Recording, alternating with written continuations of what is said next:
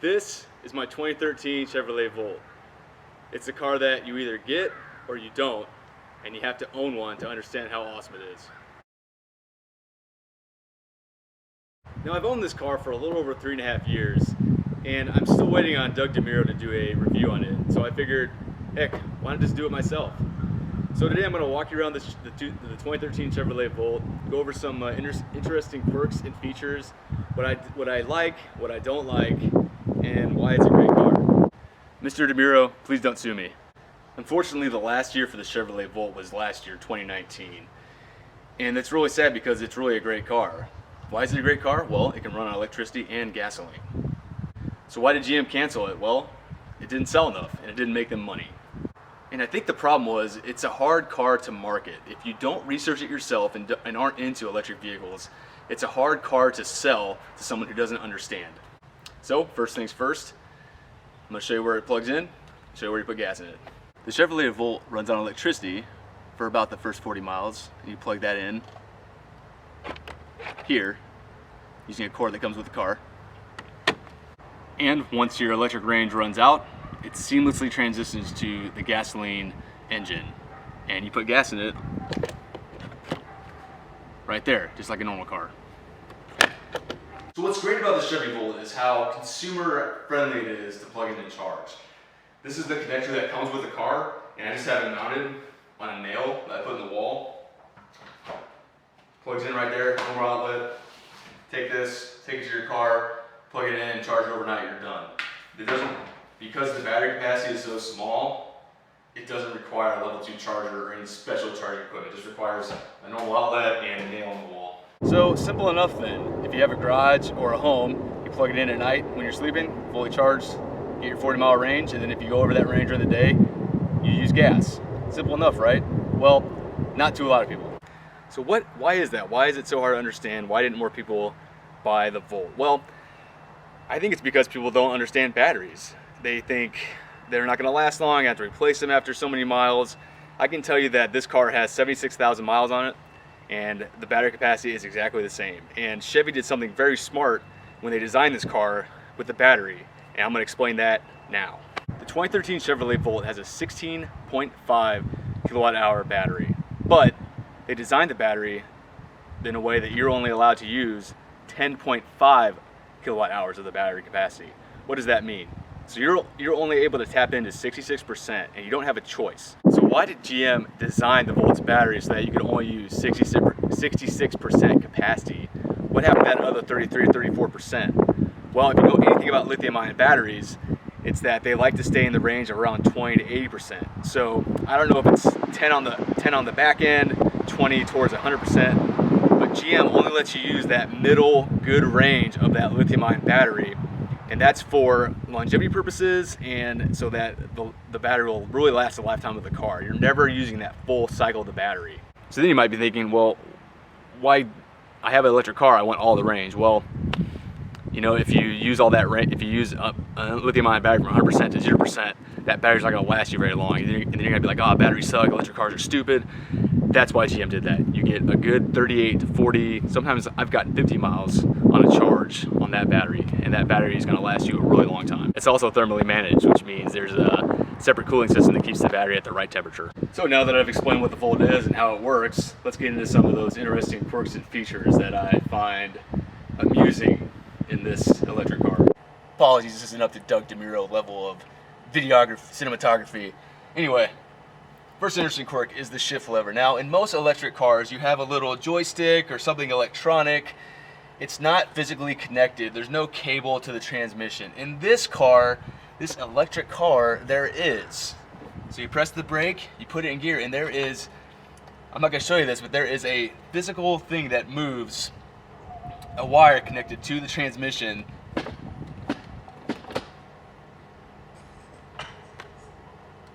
So it feels very, very analog, and I actually really like that. Like in the Prius, there's just a little joystick, and it feels very like, I don't know, dainty, if that's a good word, but this is very like, yeah, and I like that. So my particular Chevrolet Volt is the premium trim, which means it has nicer seats, it's got navigation, it's got the heated seats, it's got lane departure warning, front collision warning. It's got a lot of little extra bells and whistles that aren't really necessary, but are just nice to have. Now, no Volt's ever had a sunroof, so this doesn't have a sunroof, but I kind of like the solid roof. Don't gotta worry about scratches, leaving it open when it rains outside, all that other crap.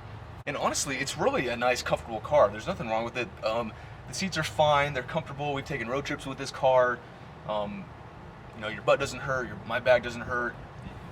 They're obviously manual adjust, but that's fine, no issues. We have one child, we have a car seat in here, that works just fine. If you got to carry 4 adults, it's fine.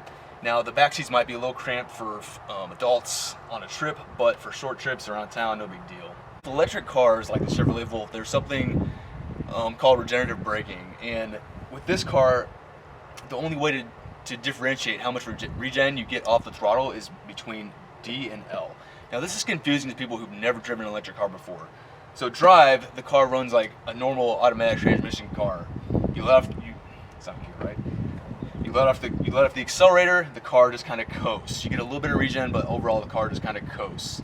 And then once you hit the brake, the regen kicks in first, and then as you brake more and more, eventually the friction brake pads will kick in to slow the car down. Now, in L, when you let off the throttle, all the regen that the car, based on how you're driving and how fast you're going, the car thinks you can get efficiently, automatically kicks in. So you let off the throttle, the car automatically slows down. Something that people ask me all the time, does it hurt the car to run it in low? No, it does not. It just engages the regen off the throttle. So really, you can feather the throttle to where you're just coasting, and then as you let off it all the way, then the regen kicks in and the car slows down. It's the same as if you have it in D and apply the brake. It's just different. It just allows for one pedal driving. So yes, you can drive this car in low, no issue. My favorite was sport mode low, got the good acceleration, got the regen.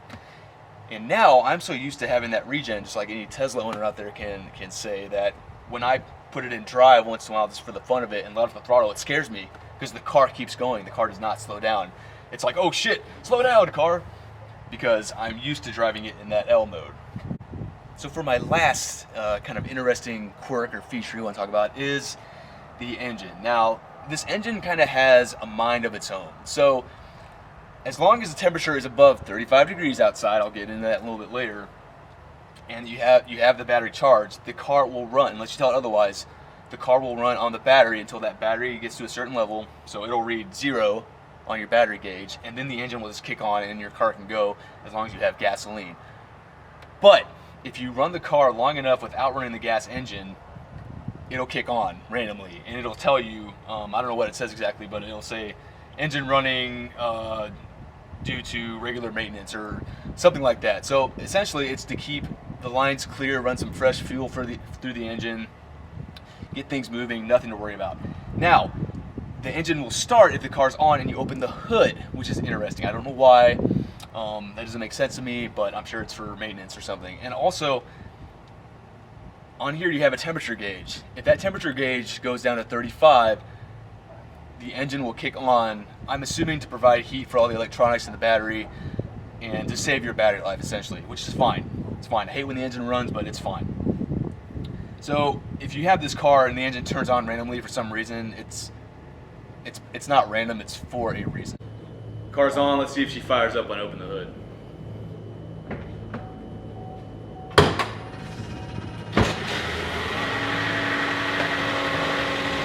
Yep, just fired up. Doesn't sound good, does it?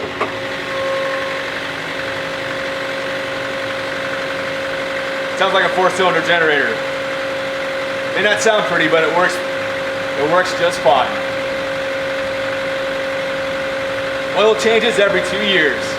I love it. This isn't so much a quirk as it is one of my favorite features about this car, that it's a hatchback. There's loads of room in here, though it is a little clunky to close. As you can see, the car is a 4-seater, with the back seats being what I like to call executive seating.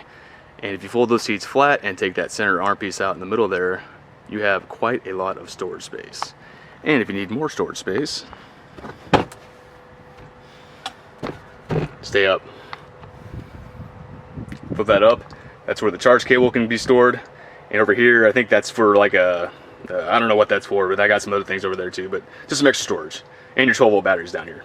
So again, I apologize. This is not Doug DeMuro quality video. I'm working with a Nikon D5600 camera and about a $25 or $30 tripod. Bear with me. Let's talk about the climate controls.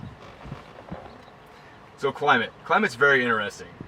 The only way to change the direction of the air is through this screen here. So if that screen breaks, you're done. You have to get it fixed. But you can change the temperature. The only place to change the temperature is right here. These buttons here. You can turn your fan speed on 2 different ways. You got a fan button here, and you can use the touchscreen. The only way to activate your air conditioning or your heat is to hit either Eco or Comfort, and then set your temperature, and then the car will automatically decide if it needs the air on or the heat on to achieve that temperature. So pretty simple. You have auto heated seats. I've never used that. You have the recirculation. That's the only way to change that. And it's just kind of a very unique, there's kind of a steep learning curve. You gotta take your time in this car. So another interesting quirk about this car is that for most things, there are multiple ways to get something done. For example, let's say you want to get to your navigation. Once the radio's on, you can either go to the nav button, and that pulls up your navigation, or you can go home and then hit your navigation. Climate, same thing, hit your climate button, or you can go home. Nope, I was just on it. Climate, bam, interesting. Or you got your eco information, eco button there, or home, and energy. Phone. It's just kind of weird, and I've never seen that in any other car. Also, you have your lock and unlock button over here. They are not on the doors, which is also very interesting. With that being said, unfortunately, the only way to change your drive mode, normal, sport, mountain, and hold, is this button here. And unfortunately, that button no longer works in my 2013 Chevrolet Volt, and I don't want to pay $700 to get it fixed. So the car is just always stuck in normal mode, which is fine. But if there was another way to choose the mode of the car, I could just do that. But for some reason, they only made this button the only way to change your drive mode. This one is something that only people that own this car will realize, but as you can see, the right vent, driver's side vent, is blocked by the steering wheel. Which is very annoying in the summertime when you're trying to get cool air on you and only your right hand is getting that cold air because it's completely blocked by the steering wheel. The left side's partially blocked. You get more air from the left, but it's still bad. And that's kind of a design flaw, I think. And just one of those little interesting things that only Volt owners will get. Moving on to the dash display. Now this is interesting because there's a couple things you can do. You have your different options down here. Tire pressure, oil life, trip B, trip A, your nav when it's on, following distance for the car in front of you. It'll actually show you, you see on the left side there, the time up to 2.5 seconds that you're behind the car in front of you, which is interesting.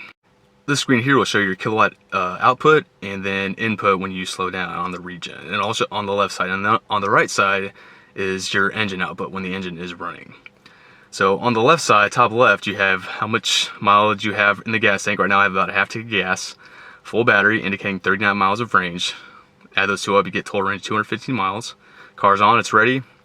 Up at the top you have your direction, cruise control, drive, what gear you're in, your little eco accelerator. If that ball turns small and yellow, you're either accelerating or braking not eco-friendly. And then total mileage on the right. I lied before, I only have 75,134 miles, not 76,000. One thing to know over here, there's this config button. You think like, oh, it's gonna configure the dash for me. No, it really only does that. That's all it does. That, back and forth. So you can simplify it, you go back on here, but that's all it does. I wish the miles, like the MPH, would just get like big, like that'd just be a big number in the middle, but you can't do that. Real quickly, I wanted to point out this screen. This is your eco screen. So you have your power flow, we've all seen that before, where the energy's coming from, charging, how long it takes to recharge, and energy info. This is key. This resets every time the battery is fully charged. So you got your Miles driven on battery, miles driven on gas, kilowatt hours used. I've had the car sitting here with the car on, I've used 0.1, and then gallons of gas used, and then mile MPG for the charge, and then lifetime MPG. Now, if you ever buy a used Volt, you can tell by the lifetime MPG how much the car's been driven on battery and how much it's been driven on gasoline. If that number is very low, it's been driven more on the engine. If it's very high, up to 250 plus, it's been driven mostly on the battery. That gives you an indication. Now, what I like to find out is how many miles per kilowatt hour I drive. So, miles on the left, and then kilowatt hours used on the right. This car averages about 4 miles per kilowatt hour, which is very good. That's still kind of the standard today. The Tesla Model X does not get that good. Tesla Model S, I don't think it gets that good. It might, and the Tesla Model 3 definitely does. But this car being 2013, it's amazing that it's that efficient if you're not an idiot when you drive. Get a nice little pan of the car. Overall, the car, I think it's a good looking car. It's not as kind of, I don't know, not as good looking as the Prius. It's got some good angles. It is a little clunky. It is a little old, I don't know, not cool, I guess. When they updated the car in 2016, it definitely looks much better, much more like a normal car, but still kind of sporty. But overall, I think it's a good looking car. I like it in red. And let's just put it this way, there are definitely worse looking cars out there. And I think Chevy took a lot of cues for this car from the Prius. Just in the overall shape of the car, to the design. They're both hatchbacks. They both have kind of this like swoop teardrop shape, probably for aerodynamics. And it's just interesting. They both have that split rear with that fin in the back. And I really just think that's for aerodynamics. And again, they're both hatchbacks. Well, I think Chevy studied the Prius a lot for the design of the Volt. So what are some features I like on this car that I really like? Well, this is my first.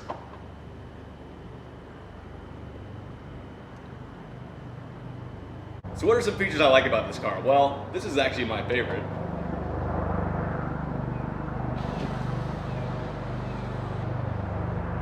I don't know how many cars do that, but I love it. I love the front grille because it's kind of corny. It's almost like this was open and then Chevy's like, wait, we don't need that much cooling. It's an electric car. Let's put something over it. So it almost looks like this is like an add-on, a part they just cut out and threw in here to give it like an EV look. I don't know, but I like it. So what else do I like about this car? Well, pretty much everything. I love how efficient it is. I love that most of the time it just runs on electricity, but if you want to go on a road trip, you can just use gas. It's pretty simple. I love the fact that, let's say that you're out of charge and you need to back your car out of your garage, move your car a little bit, move it down the road and back, whatnot. As long as you don't go very far, the engine's still not going to turn on because it has enough battery to get you to back the car out, moving forward. And even when you're sitting in traffic, it runs like a normal hybrid. So if you slow down, the engine will shut off. As you accelerate slowly, the engine will stay shut off until you reach a certain point or a certain level of acceleration. Then the engine will kick on, again, if the battery is depleted to a certain point. So I just love the efficiency, and just like the Prius, in traffic, you're not burning gas. You're just moving along, getting that region every time you slow down. I just love that. So what don't I like about this car? Well, one thing, the first generation Volt, it kind of penalizes you for using gas. GM requires 91 or higher fuel, and around here it goes 87, 89, 93. So every time I put gas in this, I put 93. Will it run an 87? Probably. Is it worth it? Is it worth the engine blowing up or something because I've cheaped out on gas? No. So I just put 83 in it. Why is that? Well, it's supposed to be more efficient. The gas is supposed to last longer because you're not burning gas, so the gas that's in your tank is going to sit there for a while. And fun fact, the gas tank on these is pressurized to keep the gas fresher. And I don't know, maybe this is just what the engine requires. Other thing I don't like, buffeting. These windows are horrible at buffeting. If you don't have them just right, up or down a certain way, it'll buffet real bad. Next thing, you can't make sport mode the default. If you want to go into sport mode, you have to change it every single time you turn the car on. Every time. Finally, the last thing I just hate about this car is the front defog. So it has just like it has a rear defog button, it has a front defog button. The instant you press that, it goes into this auto mode. It goes nuts. You can't control temperature. You can't control fan speed. You have to like go in and adjust. And yeah, it does the job, but it like kicks up your energy usage for your climate control by like 50 to 60%. It's just difficult, and I don't like it. How does the 2013 Chevrolet Volt drive? I've had this car for 3.5 years. I've driven it many miles, And I can tell you that it drives like an electric car, and it's what I'm used to.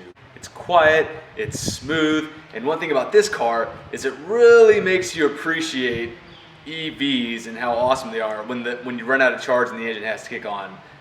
It's not a loud engine, doesn't make a ton of noise, but you can definitely feel a little bit of vibration and you can hear it.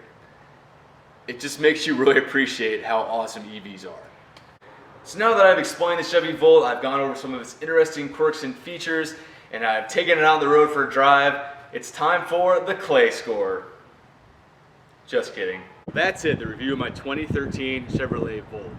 So what happened to this car? Why didn't it sell like hotcakes if it's so good? Well, if you're an internal combustion engine enthusiast, you're not gonna like this car because it's electric. And if you're an EV enthusiast, you're not gonna like this car because it has a gas engine. So it's kind of that in between, one or the other, good and bad, bad and good type thing that makes this car just a tough sell to the average consumer. It's hard to explain. There's a lot of weird quirks and features that most people are not gonna like.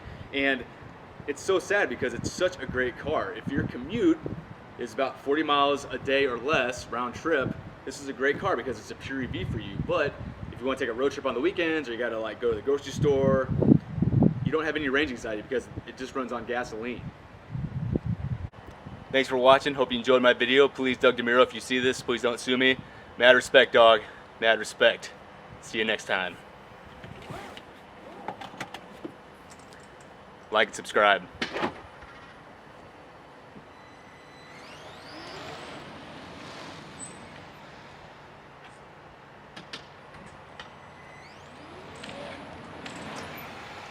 And we're done.